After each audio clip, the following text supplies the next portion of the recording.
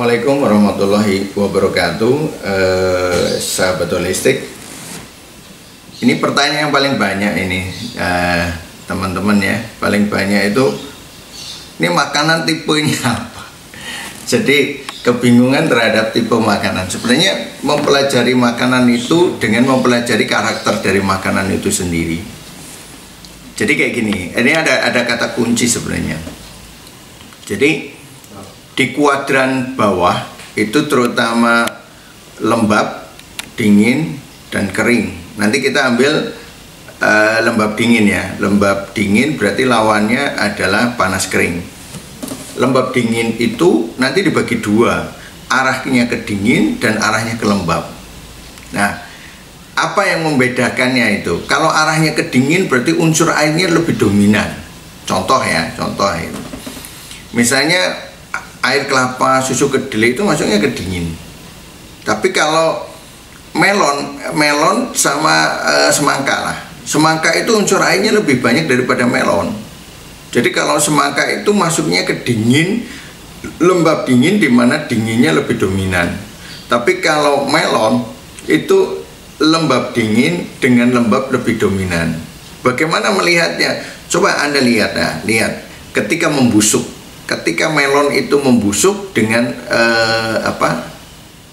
semangka. Nah, kalau semangka itu membusuk itu lendirnya sedikit, lebih banyak airnya. Tapi kalau melon lendirnya banyak. Nah, lendir ini dibentuk oleh kelembaban yang dominan. Sehingga ketika makanan yang sifatnya lembab, salah satu zaman dulu untuk mencirikan rumah itu lembab atau kering adalah ketika barang yang sifatnya lembab itu kemudian mudah membusuk, berarti rumah itu lembab. Contoh dulu kalau nyimpan labu besar itu yang merah itu ya, yang kayak untuk Halloween itu. Nah, itu cara untuk melihat rumah itu lembab dan tidak, itu labu itu disimpan. Kalau dia awet berbulan-bulan, berarti rumahnya kering, sirkulasi udaranya bagus. Tapi kalau dia kemudian cepat membusuk, berarti dia lembab. Maka labu itu masuknya ke lembab. Caranya gimana? Coba Anda lihat labu, ketika dia sudah direbus, kemudian dipegang, dia lembek. Dan ketika dia membusuk, berlendir. Semua yang lembab itu kebanyakan satu, berlendir. Ya. Yang kedua, bikin gigi kotor. Itu yang lembab. Khas, ciri khasnya. Anda makan pisang, giginya kotor, itu berarti lembabnya tinggi. Ketika pisang masih muda, agak muda, gigi cepat kotor. Tapi ketika pisang sudah tua, makan giginya tidak kotor, berarti nilai kelembabnya berkurang. Tapi ketika pisang kemudian membusuk, dia menjadi lembek. Nah, lembek itu menunjukkan kelembaban. Tinggal nanti kadarnya masing-masing berbeda. Terus lihat lagi kelengkeng. Kelengkeng itu unsur airnya lebih sedikit. Jadi ketika dia membusuk, dia berlendir. Sudah manis, berlendir. Nah, ini lembab. Itu sama. Terus lihat jeruk manis. Jeruk manis kalau membusuk, dia berlendir. Tapi beda sama jeruk sankis atau jeruk nipis, dia tidak terlalu berlendir, maka nilai kelembapannya kurang, dia masuk kelompoknya ke dingin tapi kering.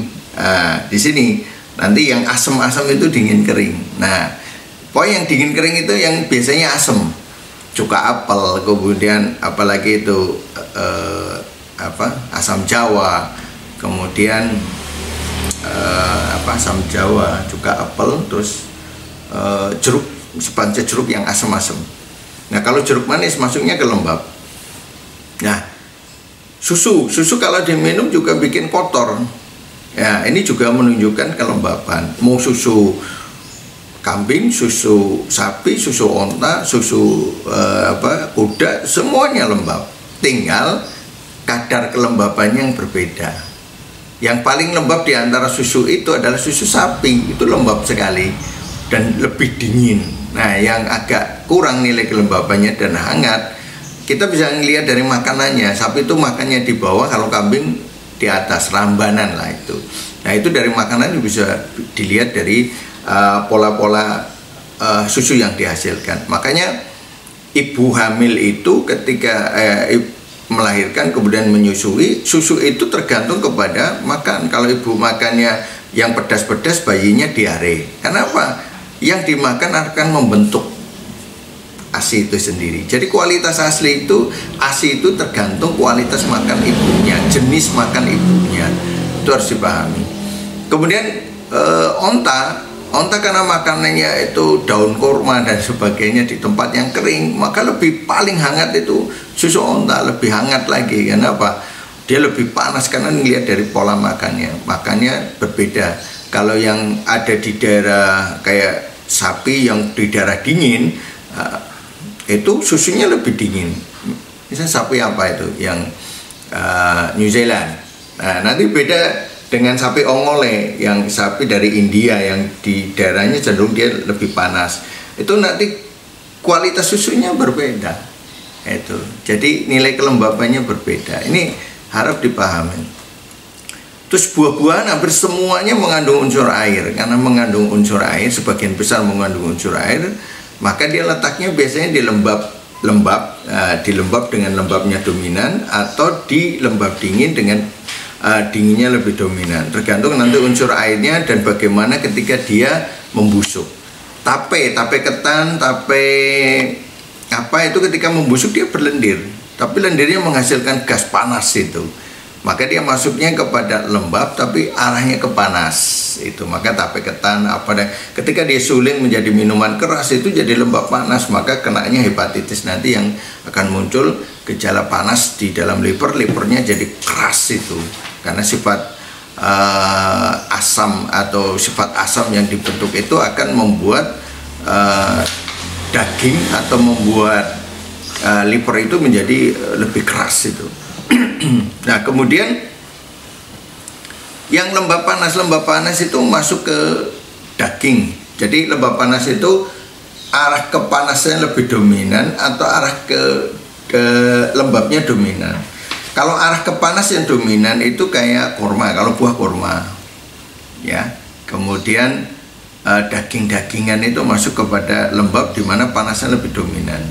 Itu. Kemudian kalau masuk ke lembabnya dominan itu kayak durian. Nah, durian itu nanti dibagi lagi jenis duriannya. Itu nanti ada pembahasan lagi. Jadi paling tidak saya memberikan gambaran. Jadi lembab itu lembek, tapi kalau kadar airnya sedikit biasanya ini lembabnya lembab panas. Kayak kurma itu lembab panas, maka disebut di dalam kitabnya Ibnu Qayyim itu disebut panasnya level kedua. Kalau level 1 itu panas memang, tapi kalau panas lembab itu level kedua. Maka dikatakan terlalu banyak makan kurma, darah kita akan menjadi panas, jadi mudah membusuk. Itu di kitab Ibnu Qayyim disebutkan seperti itu. Jadi makanya makan kurma tidak boleh terlalu banyak, makan daging tidak boleh berlebihan. Karena apa? Darah akan panas, kental, dan mudah membusuk, hingga cenderung nanti bikin bisul, mudah membuat bisul. Itu.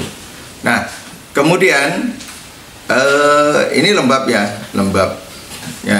Terus bagaimana dengan protein nabati kayak kacang-kacangan? Kacang-kacangan masuknya dia protein, tapi nilai lembabnya lebih dominan. Jadi dia masuknya lembab panas, tapi cenderung ke lembabnya. Beda dengan protein hewani yang dia cenderung ke atas. Nanti protein hewani pun grade-nya beda antara daging sapi. Apalagi sapi perah ya, dia lebih dingin daripada sapi umum yang ada di Indonesia. Nanti daging kambing akan lebih panas. Kambing itu ada dua, yang kambing kambing kayak Jawa ya, kayak Etawa yang buntutnya naik ke atas, dan domba. Kalau domba dia lebih soft, lebih lemah karena dia makannya rumput yang ada di bawah. Nah, dagingnya nilai panasnya lebih kuat di kambingnya dibanding dombanya. Nah, itu level-levelan. Nah, level-levelan ini memang ada pelajaran sendiri, dan itu detail nanti di situ. Sebenarnya di kitab-kitab para ulama itu sudah dibahas, cuma nggak ada yang menerjemahkan. Itu masalahnya di situ. Itu lembab, ini gambaran saja. Kemudian yang kering, panas kering itu rata-rata yang saya temui banyak itu bumbu. kayak bumbu teh jalawang, kayu manis itu, kemudian jahe itu masuknya di panas kering itu, terus habas sauda, terus adas itu rata-rata panas kering. Karena apa? Dia untuk memasak sayuran biasanya. Kalau memasak sayuran nanti akan membuat sayuran itu menjadi berkurang nilai kelembabannya itu. Nah, kalau nanti bahan ini ketemu daging, biasanya supaya daging sudah panas lembab ya, terus dikasih rempah ini yang panas lembab. Nah, ini penetrannya, pelembabnya itu biasanya dikasih santan. Kalau nggak santan, susu. Coba lihat aja, bikin gulai supaya gulai itu tidak kemudian jadi terlalu kering, mah dipakai itu. Nah, kalau agak mau panas lagi, dia panas lagi tapi tidak ada pelembabnya, dibikin kayak tongseng. Itu biasanya nanti pelembabnya itu kecap, terus nanti daun-daunan kayak daun apa namanya itu, apa biasanya ada kopis ya.